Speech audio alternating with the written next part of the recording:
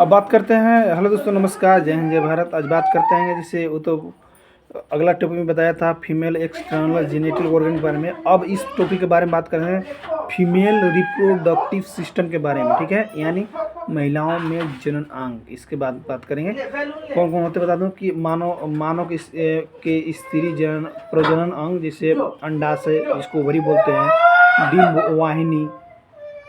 वाहिनी के fallopian tube बोलते हैं, ठीक है, फ्लोपियन ट्यूब या ओवी डक्ट भी बोलते हैं, ठीक है। तीसरा होता है गर्भाशय, इसको यूटेरस बोलते हैं। चौथा है योनि, यानी वेजाइना से मिलकर बनता है, ठीक है।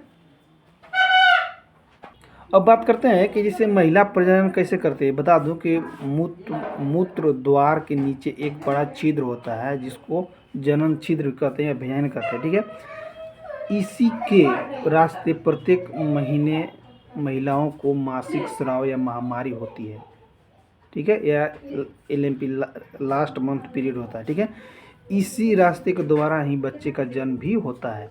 इसी दीवारें लचीली होती है जो बच्चे को जन्म देते समय फैलती है, ठीक है। अब बात कर रहे हैं कि महिला प्रजनन अंग कितने प्रकार के होते हैं। मैं बताया था कि महिला प्रजनन प्रणाली जो अंग होते हैं बाहरी और आंतरिक प्रजनन अंगों से बनी होती है, ठीक है। बाहरी और आंतरिक प्रजनन अंग होते हैं उससे बनी होती है। आंतरिक प्रजनन अंगों में योनि हो गया, गर्भाशय हो गया, फ्लोपियन ट्यूब हो गया और अंडाशय शामिल होते हैं, ठीक है। अब बात करें कि महिला प्रजनन प्रणाली का योनि क्या है, ठीक है। बता दूं कि महिला प्रजनन प्रणाली का एक महिला से के बच्चों को जन्म देने के उद्देश्य से बनी प्रणाली। महिला प्रजनन प्रणाली में बाहरी जनन अंग, शरीर के बाहरी, और आंतरिक जनन अंग, शरीर के अंदर, दोनों शामिल हैं। आपके सभी बाहरी जनन अंग आपकी योनि नहीं है। योनि वास्तव में सिर्फ जन्म नली है। योनि को सिर्फ क्या बोलते हैं, सिर्फ जन्म नली भी बोलते हैं, ठीक है। अब बात करें कि स्त्री का मुख्य प्रजनन अंग कौन सा होता है।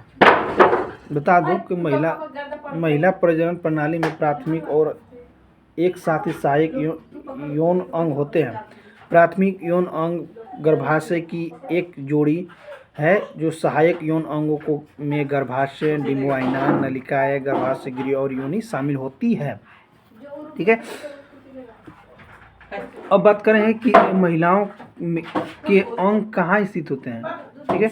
बता दूं कि महिलाओं में प्रजनन अंगों के बाहरी हिस्से को वल्वा कहा जाता है, ठीक है, जिसका अर्थ है ढकना। और बता दो कि पैरों के बीच में स्थित योनि शरीर के अंदर योनि और अन्य प्रजनन अंगों को उद्घाटन को कवर करती है।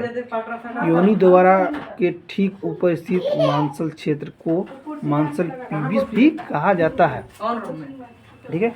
पढ़ने में थोड़ा सा इंटरेस्ट लग रहा है और बता दो कि हमको बताने में इंटरेस्ट लग रहा है कि क्या चीज़ होता है, ठीक है। अब बात करें कि महिलाओं में प्रजनन की आयु कितनी होती है, ठीक है।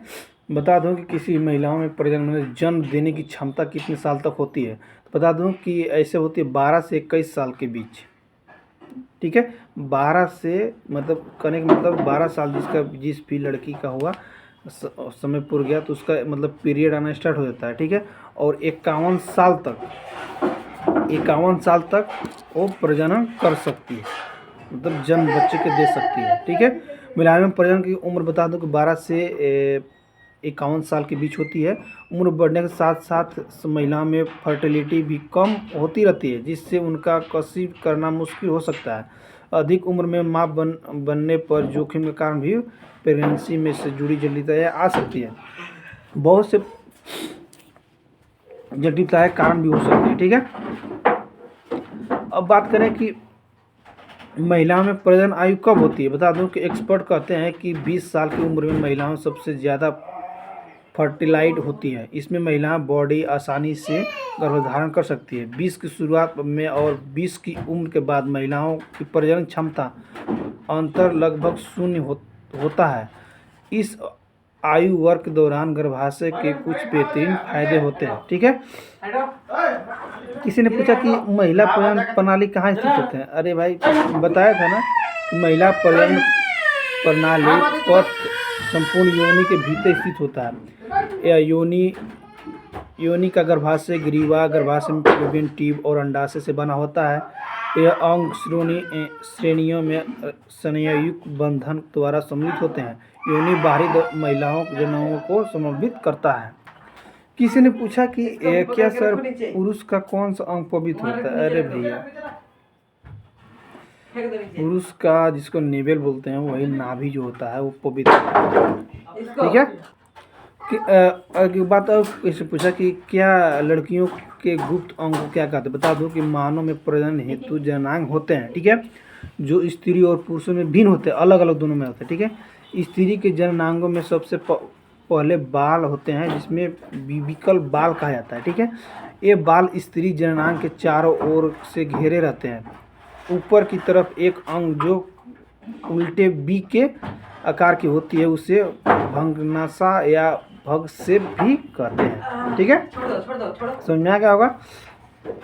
अब बात करते हैं कि प्रेगनेंसी कैसे काम करती है। ठीक है, हर व्यक्ति के सोच समझ में आता है प्रेगनेंसी कैसे होगा, कैसे नहीं। बता दो कि ओवुलेशन के 24 घंटे के भीतर शुक्राणु एक अंडे को निषेचन करता है। ठीक है, गर्भधारण होता है। निषेचन के लगभग 6 दिन बाद निषेचित अंडा आपके गर्भाशय परत में प्रत्यारोपित हो जाता है।